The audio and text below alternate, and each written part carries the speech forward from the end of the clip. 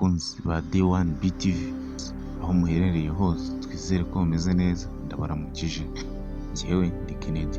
Uyu munsi tugiye kuganira ku makuru yihutirwa agaragaye mu itangazamakuru ry'Abongereza BBC. Ahangaha bivuga yuko Umwamikazi Elizabeth kabiri w'Ubwongereza yitabye Imana cyangwa se yatanze. Ahangaha kuri byinshi birambuye, banza kandi subscribe tuze dukomeza kumenya byinshi ku rupfu rw'uyu mwamikazi wabaye ikirangirire mu bwami bw'Ubwongereza. D1 BTV, amakuru yizewe.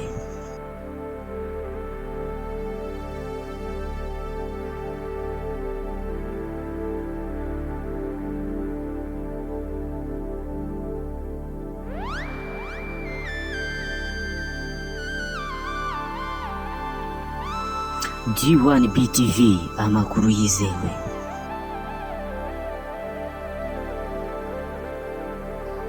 Elizabeth wa kabiri ni umwamikazi wa kabiri w'ubwami bw'Ubwongereza cyangwa icyo twita United Kingdom.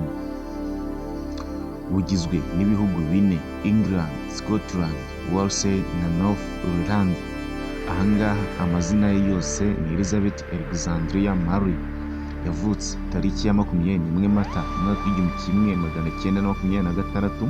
Usibye kuba umwamikazi w'ubwami bw'Ubwongereza, ni umwamikazi w'ibihugu 14 bihuriye ku rurimi rw'Icyongereza mu muryango wa Commonwealth, birimo icyitwa Antigua, Barbuda, Australia, Bahamas, Belize, Canada, Grenada, Jamaica, New Zealand, Papua New Guinea, St. Kitts and Nevis, St. Lucia, St. Vincent and Grenadines.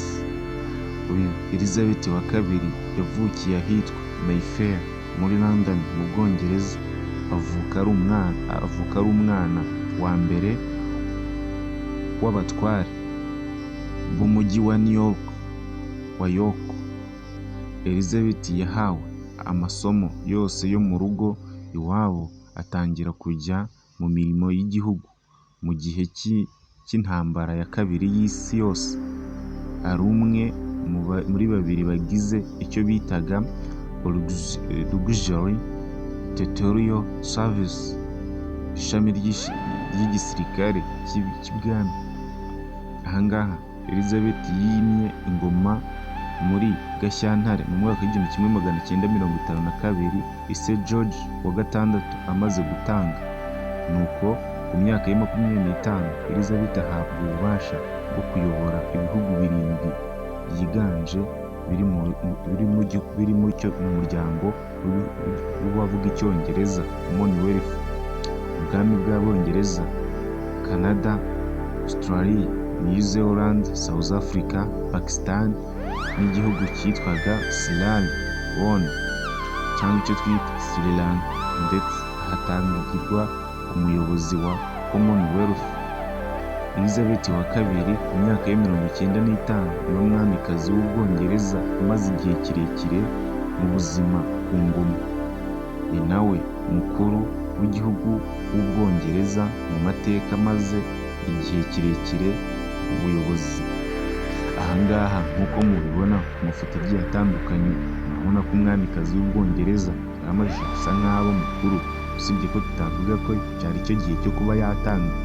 Ahangaha hari ibindi utaruzi kuri uyu mwamikazi w'Ubwongereza. Ahangaha kuba wavugana nawe ukaba utamureba mu maso, akaba yari umwamikazi utakundaga kugaragara, akunda gusuhuza abantu cyane bamukora mu ntoki kugira ngo uzamubone agaragaza ibirenge by'iwe, amano yiwe. Akunda kwambara inkweto zifunze, kandi izi nkweto zikaba zigomba kuba zarizweho n'abantu n'abahanga mu gukora inkweto benshi, zarakoranye ubusuzuma cyane kugira ngo zitazaba zarya umwamikazi.